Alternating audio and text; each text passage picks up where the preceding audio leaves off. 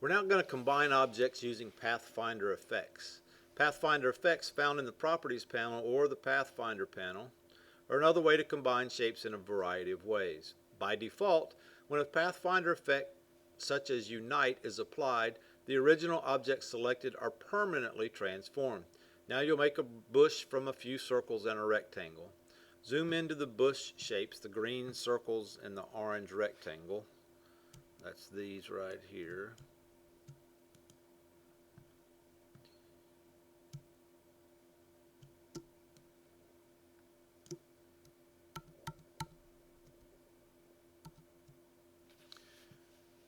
With the selection tool selected, drag across the two green circles to select them. Just the two green circles. You see those are now selected. With the shape selected in the Pathfinder section of the Properties panel on the right, click the Unite button to permanently combine the two shapes.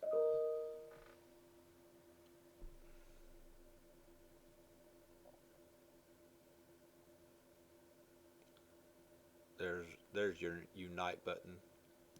Click that. They're permanently combined.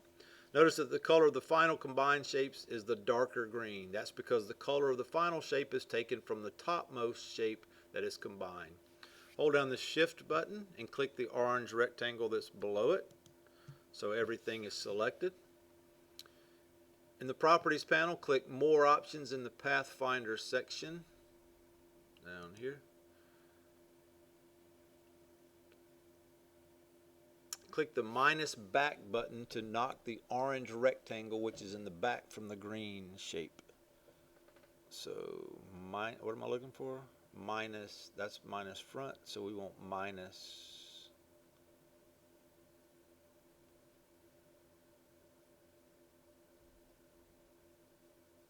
back. Okay, knowing that using any of the options you saw in the Pathfinder section of the Properties panel makes a permanent change to the shapes. If you option click with a Mac or alt click with a window any of the default set of Pathfinders showing in the Properties panel called Shape Modes, the result is not permanent. A compound shape rather than a standard shape path is created. The original underlying objects are preserved. As a result, you can still select each original object within a compound shape. Using a shape mode to create a compound shape can be useful if you think you may want to retrieve the original shapes at a later time. Now you'll create another cloud from a series of shapes and you'll be able to edit the underlying shapes later. So let's deselect that. Oh, I've already deselected it. Never mind. So press the space bar and drag this up to where you see Cloud 2 artwork, and selection tool, and then we're going to drag across all the clouds so they're all selected. Press the Option key if you're on a Mac or Alt key on the Windows and click the Unite. Unite, so everything is united. This creates a compound shape that traces the outline of what's left after the shapes are combined. You'll still be able to edit the original shapes separately. So let's select and deselect so we can see what our shape looks like. With the selection tool, double click within the cloud to enter isolation mode. As when the regular group is in isolation mode, the parts of the compound shape are temporarily ungrouped. Click the larger ellipse to select it. Be careful if the ellipse moves up, for instance, it may cause the outline to do some odd things. Make the shape smaller by shift dragging the bounding point on the top. So I'm going to hold down the shift key and I'm going to drag that down to make it a little smaller. Notice that the outline around the edge of the cloud changes. Press the escape key and that takes you out of isolation mode. You'll now expand the artwork appearance. Expanding the appearance of a compound shape maintains the shape, but you can no longer select or edit the original shapes. You will typically expand an object when you want to modify the appearance, attributes, and other properties of specific elements within it. Click away from the cloud and that deselects it, and then click to select it again. That way the entire object is selected and not just one shape. Choose Object, Expand Appearance. The Pathfinder effect is now permanent and the shapes are a single shape. View Fit, Artboard in Window. Select the eyedropper tool in the toolbar.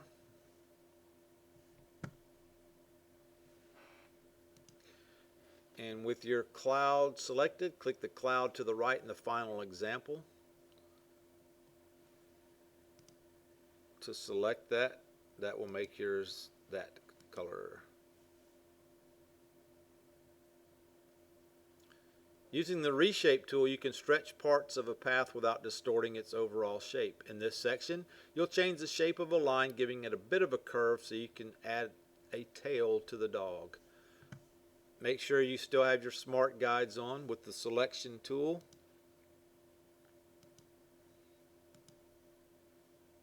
Let me make sure nothing is selected. With the Selection tool selected, select the vertical line at the bottom of the artboard tail. That's this one right here. To make it easier, let's zoom in on it. There we go.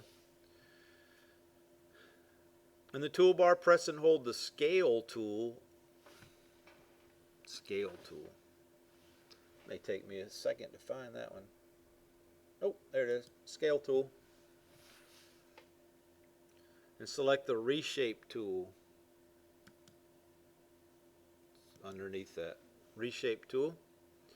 Move the pointer over the middle of the path. When the pointer changes, drag the right to the right to add an anchor point and reshape the path. Look at there. Did it. The Reshape tool can be used to drag an existing anchor point or path segment. If you drag from an existing path segment, an anchor point is created. Move the pointer over the bottom third of the path and drag it to the left a little.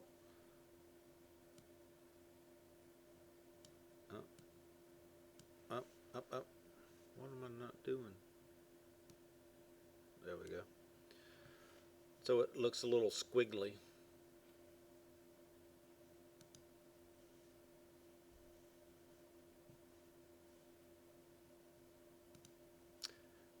We are now going to use the Width tool.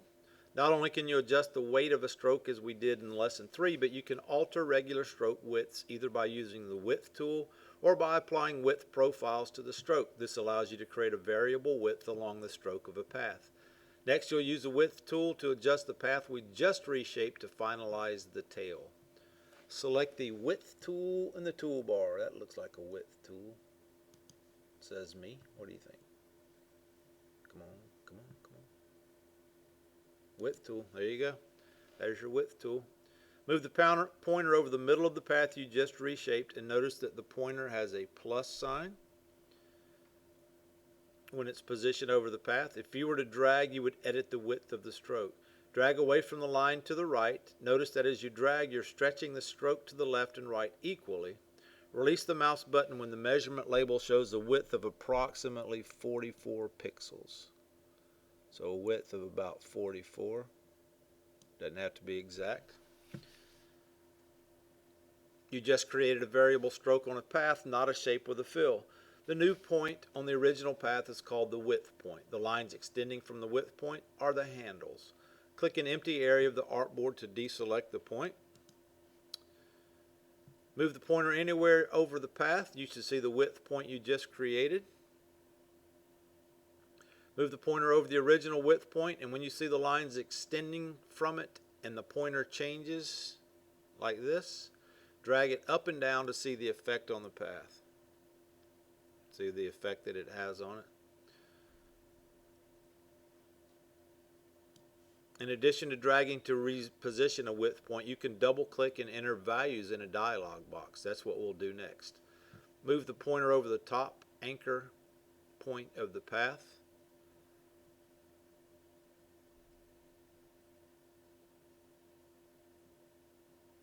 Notice that it says anchor. Double click that. And that creates a new width point and opens the width point edit dialog box. We're going to change the total width to be 0 and then click OK. Made it a little pointier. So it allows you to adjust the length of the width point handles together or separately with more precision. Also, if you select the Adjust Adjoining Width Points option, any changes you make to the selected width point would affect neighboring width points as well. Move the pointer over the handle on either side of the bottom anchor point and drag so the width is roughly 12 pixels.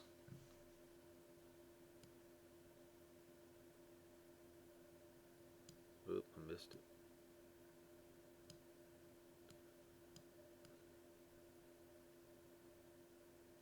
Roughly 12.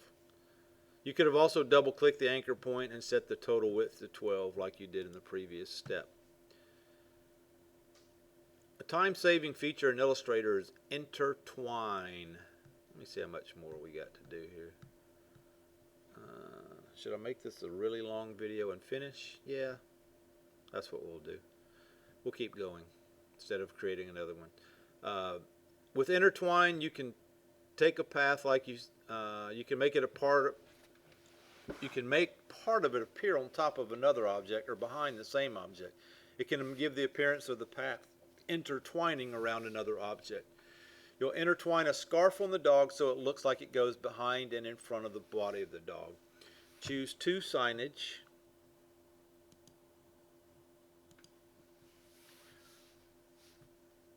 With the selection tool selected, click the white serpentine shape, which is the scarf on the body of the dog. See that white shape? You may have to zoom in to see it better. The white scarf would look good if it appeared to wrap around the dog, going behind and in front of the body of the dog. You can do that manually using the scissors tool to cut the white scarf path and send paths behind, but using intertwine is much easier. Shift and click the body of the dog to add it to the selection. Currently, you need to have more than one object selected for this to work. Choose Object, Intertwine, and Make. Now that the objects are in intertwine object, you can tell Illustrator what parts of the white scarf, in this case, should go behind the dog body. To tell Illustrator which parts, you drag a selection around it. I'm going to zoom in a little better here. There we go. Drag a selection around where the scarf and the white scarf and body dog intersect. And when you release, the scarf will be behind the dog. So let's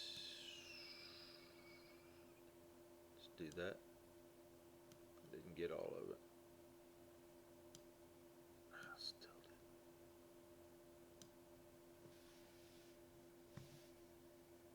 Maybe I need to do it bigger.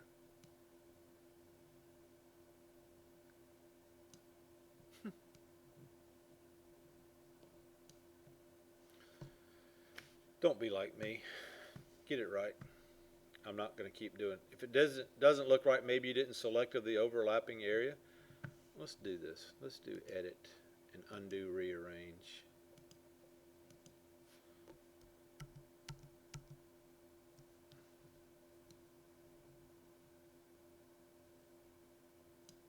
There we go. Did it. Got to persevere sometimes. Can't be a quitter. Some of y'all are quitters. Don't be a quitter. Let's do that back here. Let's make sure we get a bigger part.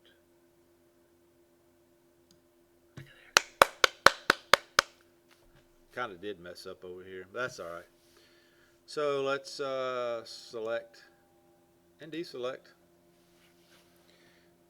With the selection tool, click the white scarf to select the intertwine part object again. If you wanted to continue telling Illustrator what parts of the scarf to bring in front or reverse parts you already did, you could click Edit in the Quick Actions sections and make more selections. To complete the sign, you'll drag and position the dog's head and tail onto the sign, resize them and reposition them. You'll need to zoom in and out a fair amount to move and resize things. Choose View, Fit All in Window. With the selection tool, I need to first deselect. Alright, so with the selection tool, drag the dog's head you worked on onto the body of the dog in the middle artboard. So we're going to take this and drag it over here. Like that. Drag the tail over here to here. And now we need to zoom in so we can see what we're doing. Resize the head of the by shift and dragging a corner to make it smaller.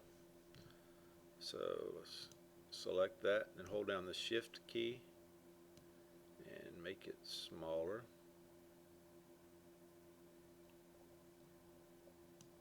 So it doesn't look ginormous. Look at there. I like that. I don't know if that's what it should be. Let's select the tail and click more options over here in the transform and select Scale, Strokes, and Effects. Mine's already done. And then shift and drag, hold down the shift key and drag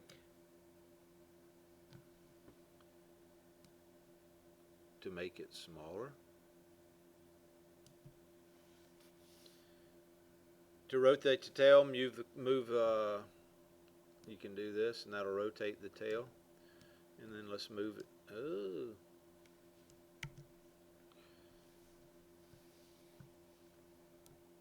And then let's put it down here.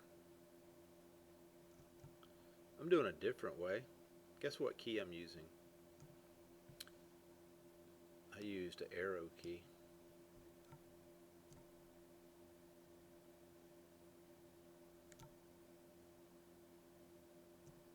Okay.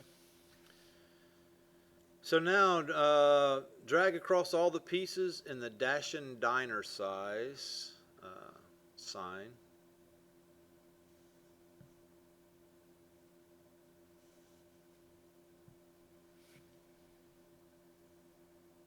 Why is my head? My head is. Oh well. Object, group. Everything is grouped. To finish up, you'll now drag what you've made on the other artboards onto the poster on the far right. Choose View, Fit All in Window. I'm sorry that this is such a long video, but deal with it. Drag all the pieces, the sign from the middle artboard, the clouds and the bush and the plant on the poster. So we know that this is going to go right here.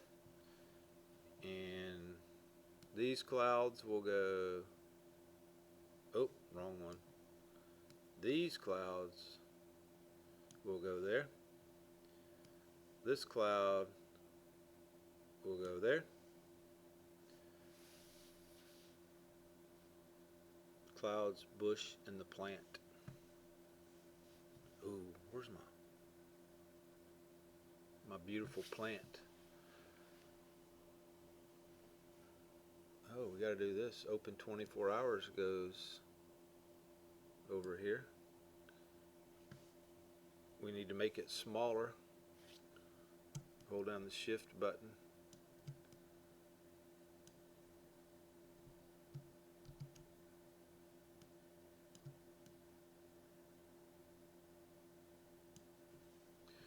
Let me bring my little beautiful plant over here. Probably the prettiest plant on the face of the earth.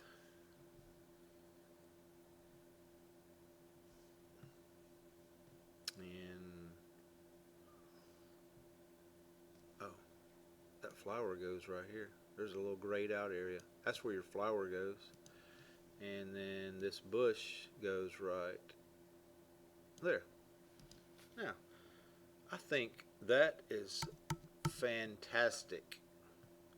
So this is going to be your finished product. But first, before we do this, let's do window toolbars and change it back to the basic toolbar. So these are the things I see. Once you zoom in on this, you can see this better. You should have your dog here, clouds, sign, beautiful plant, bushes. All those things should be in there in your finished one. So choose File,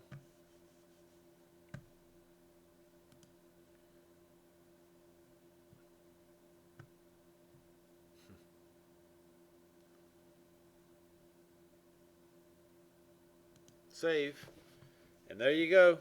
You have finished Lesson 4. Congratulations. Sorry about this video being 20 minutes long.